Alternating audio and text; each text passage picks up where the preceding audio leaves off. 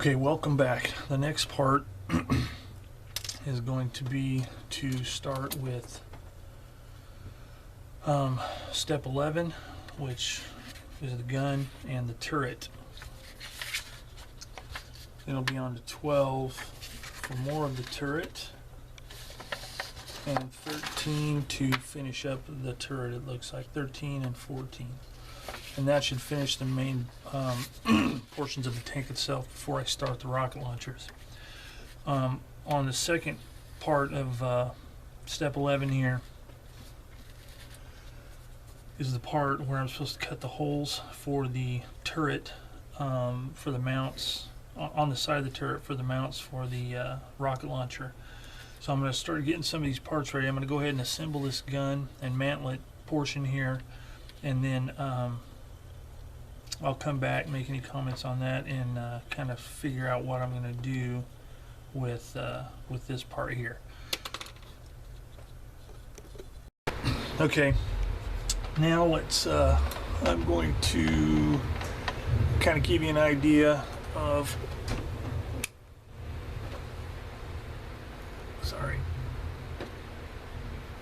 What I did for the turret here. The uprights, which are these, this is the part that mounts in the hole in the turret. This part right here, there's two of them, one on each side, and they're two halves. I haven't glued them together yet, but these are the parts. And hopefully you can see here that, let's see, that there's a curve and angle to the part that actually attaches to the turret. So that's part of the reason this has to be fit just right. And the little peg here that goes in the hole here measures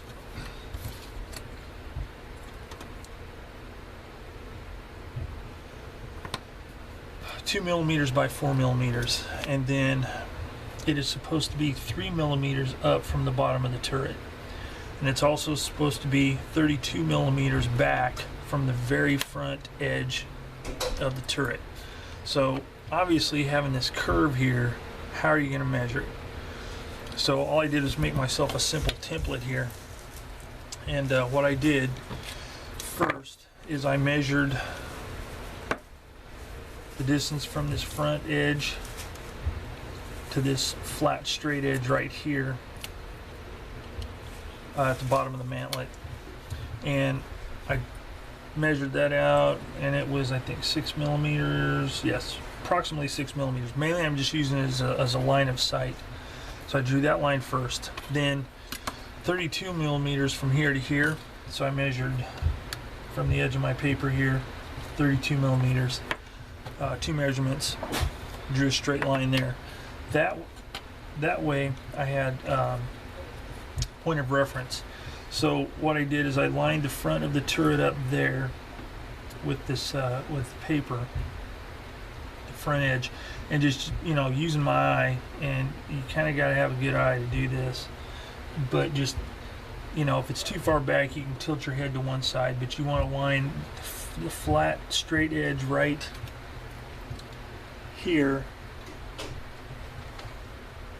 on the turret with the line that I've drawn across.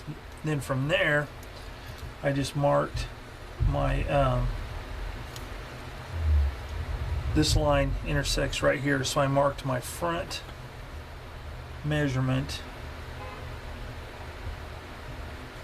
on each side of the turret.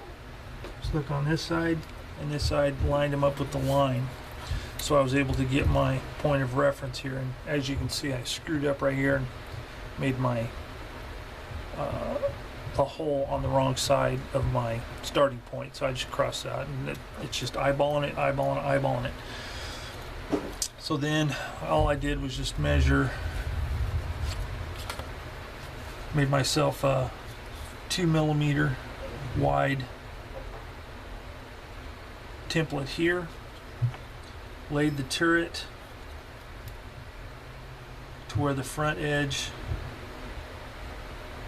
lined up here, lined up with my second mark on the turret and marked that, so I came up with 2 marks here and here.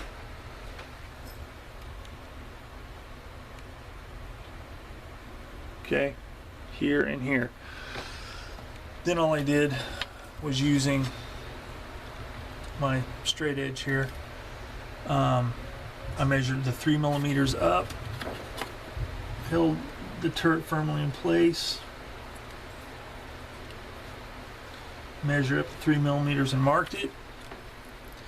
Then I measured the 4 millimeters up from that, marked that, and then just freehanded the cross lines. So I ended up with this, the template of where I have to cut. And then to further kind of verify this angle here, all I did was lined up the portion that goes through the turret. I lined that up and just kind of eyeballed and checked the angle of this rounded piece here that actually sits flush to the turret. I just lined it up to make sure that angle looks pretty good, because you know, you don't want this upright piece, say this is the upright piece, you don't want it cocked to one side or the other. It's got to be perfectly aligned on both sides. So looking at that, it looks pretty good. Now, as you can see, the edge right here of the part that goes through, it's kind of roundish looking. It's not real flat, but that's okay. That's what I'm going to do once I get it firmly cemented into place. One of the last things I'll do is I'll simulate a weld bead around this edge to kind of fill that gap in. I may use Milliput, I'm not sure, but I'll fill that in somehow.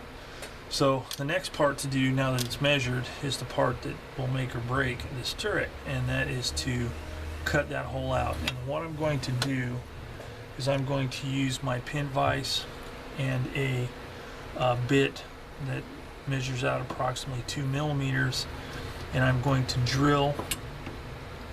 I'm going to drill it out first, so I'll just basically have 2 holes just to rough it out, and then I'll carefully use my X-Acto knife to trim everything flush and square.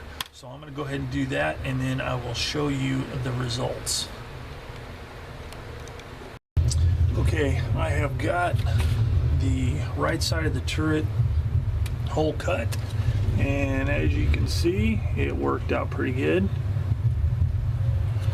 And all I did was I used this drill bit, which is a 1/16 drill bit, punched 2 holes, then used my knife to trim it flat, square it up, and then used the file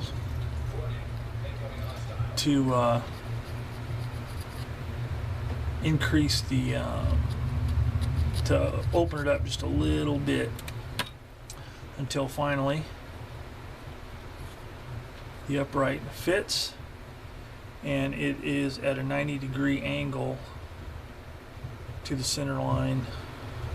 Well, it's parallel with the center line of the turret. So if I can do the other side the same way, then these will fit perfectly, and I can move on to doing the rest of the turret. So I'm going to go ahead and poke that other hole in there and see how it all turned out. But it worked out nicely. So anyway, on to the next one. Okay, I am now finished up to steps 13, which completes the turret. So the hole and the turret are complete. As far as the turret goes, everything was fine, no weird stuff. One thing that's a little bit different than what I'm used to and what some other people may be used to, but parts like these that go onto the turret, there was no marking on the turret where the part goes, so you just kind of have to eyeball it, check some references, and see what it looks like. And I think I did okay, but without those, it makes it kind of tricky whenever you know, because I always want to make sure I get it level and even and all that. So I had this in my drawer. It was about the right height, so I used that at the back of the turret to act as a template. And I just rested it on there and glued them on, and that way they're nice and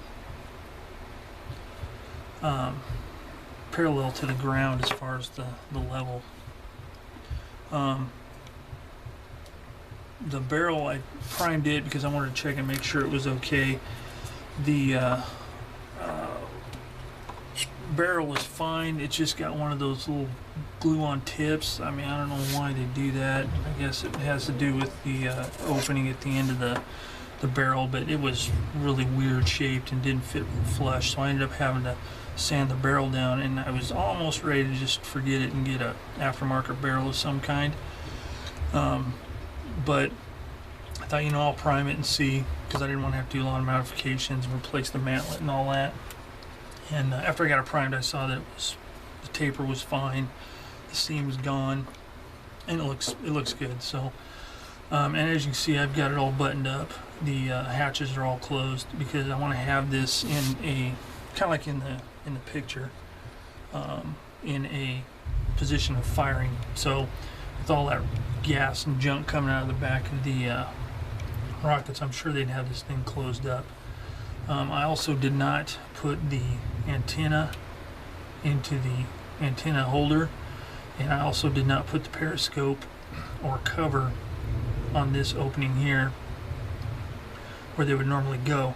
Reason being is I'm going to be the wiring harness on the rockets feed through either here or here on different vehicles.